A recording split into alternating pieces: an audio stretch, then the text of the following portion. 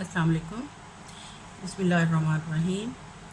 आज जो टॉपिक हम ज़ेर बहस लाएंगे वो है the nature of growth and development. Developmental psychology क्या है?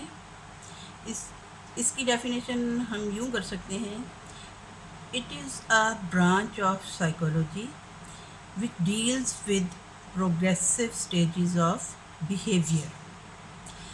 इंसान एक उज़विया है जो कि अफजाइश और नशोनमा के मदारिज तय करता है।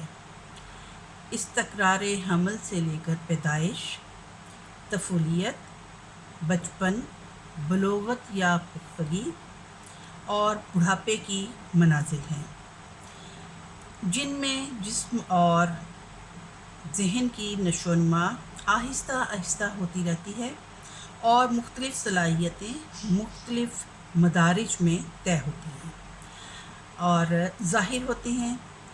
निज़ाम उसबी में भी नशोनमा का सिलसिला जारी रहता है। इंसान की फ़ितरत को समझने और इसके हवाले से मुताला करने के लिए अफज़ाइश और नशोनमा के मदारिज का मुताला करना इंतहाई ज़रूरी है, जिनके बग़ैर हम इंसानी फ़ितरत को समझ ही नहीं सकते।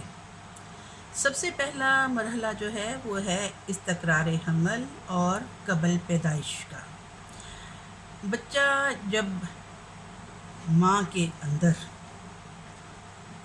स्टार्ट लेते हैं तो तकरीबन 9 माह का अरसा माँ के पेट में गुजारता है।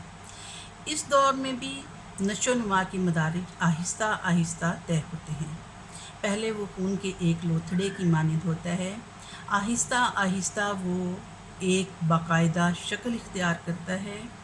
उसके मुख्तलिफ़ उज़्व जो हैं वो नशोनुमा पाते हैं। बाजू, हाथ, चेहरे के मुख्तलिफ़ कद व खाल जो हैं वो सामने आते हैं और उसके बाद पैदाइश से शीर खारगी तक का ज़माना जो 4 से 5 साल तक रहता है।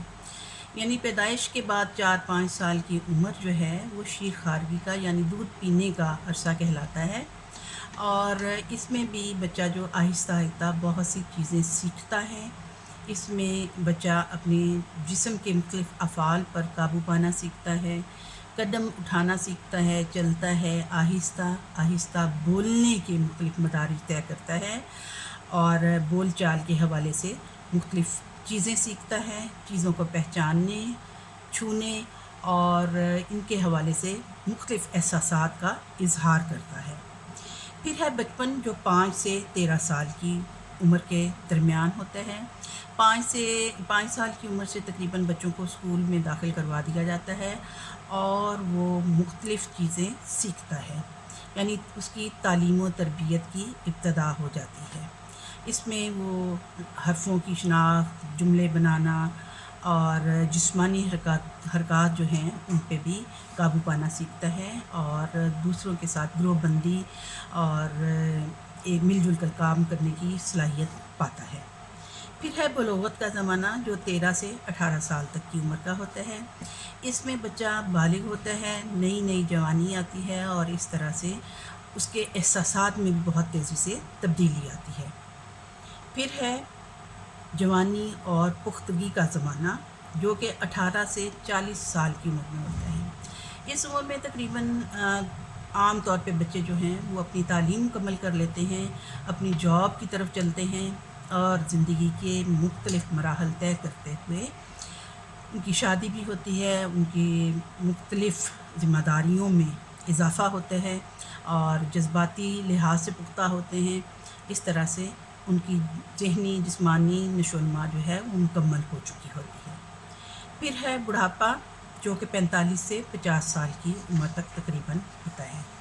इस उम्र में इंसान की जो मुख्तलिफ़ सलाहियतें हैं वो अपनी तकमील तक पहुंचकर कह सकते हैं कि वो आहिस्ता आहिस्ता उनमें कमी आना शुरू हो जाती है। जैसे यादाश्त में कमी होती है, जिस्मानी अवारिस का शिकार हो जाता है, بہرحال ہم اگر بات کرتے ہیں نشو و نما کی تو اس کی کچھ ڈیفینیشنز میں آپ کو بتاتی ہوں کہ انسانی نشو و نما سے مراد وہ جملہ تغیرات ہیں جو کسی بھی فرد میں زندگی کے آغاز سے لے کر ایک مخصوص عرصے تک رونما ہوتی رہتی ہیں۔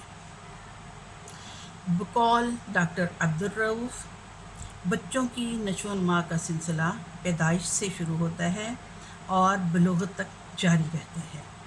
نشو و نما کا مطلب وہ تمام تغیرات ہیں جو کسی فرد میں اس عرصے کے دوران میں رونما ہوتے ہیں، یعنی نشو و نما ان تمام جسمانی، ذہنی، معاشرتی اور جذباتی تبدیلیوں کا باضابطہ مطالعہ ہے جو بچوں میں تجربات، حادثات، تعلیم و تربیت کے نتیجے میں رونما ہوتے رہتے ہیں۔ بچوں کا تخیل، کردار اور شخصیت ان تبدیلیوں سے مختلف انداز میں متاثر ہوتا رہتا ہے۔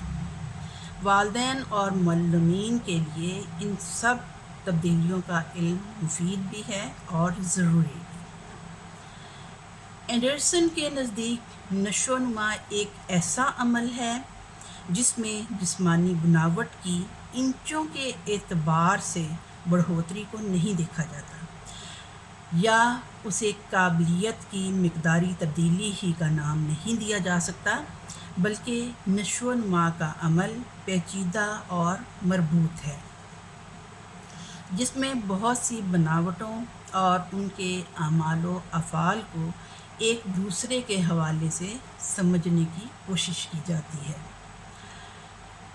جسٹیو لکھتے ہیں کہ نشو و نما ایک وسیع تر اصطلاح ہے جو تبدیلی کے ان تمام عوامل پر مشتمل ہے جن سے فرد کی جملہ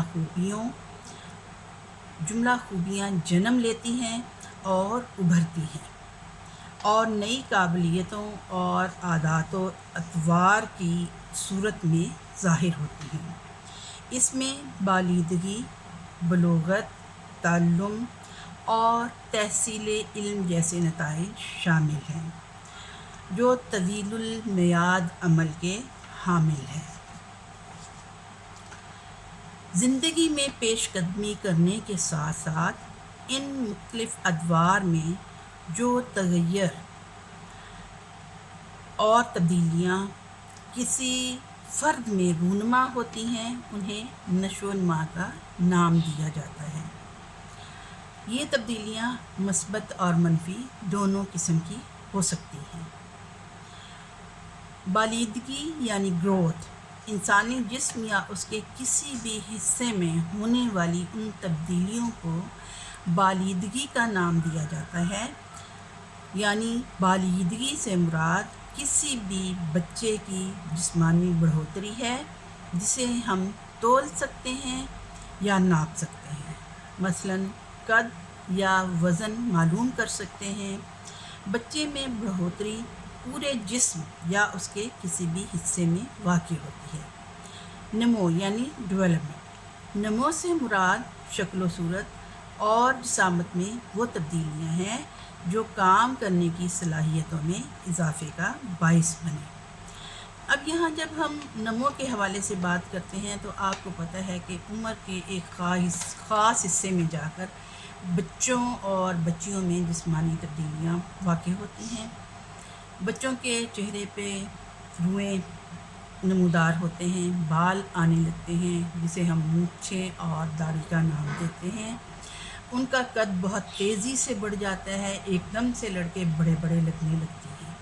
اسی طرح سے بچیوں میں بھی کچھ جسمانی تبدیلیاں آتی ہیں اور ان بچوں اور بچیوں میں ان جسمانی تبدیلیوں کے ساتھ ساتھ جذباتی طور پہ بھی بہت سی تبدیلیاں آتی ہیں۔ بچے اپنے آپ کو بڑا بڑا محسوس کرنے لگتے ہیں، وہ اپنی ذمہ داریوں میں اضافہ محسوس کرتے ہیں۔ بعض اوقات وہ یہ مناسب نہیں سمجھتے کہ ان کو ان کے کسی فعل پر ٹوکا جائے، چاہے اساتذہ ہوں، چاہے ان کے اہل خانہ، والدین۔ اگر وہ زیادہ روک ٹوک کریں تو وہ اس بات پر جذباتی طور پر مشتعل ہو جاتے ہیں۔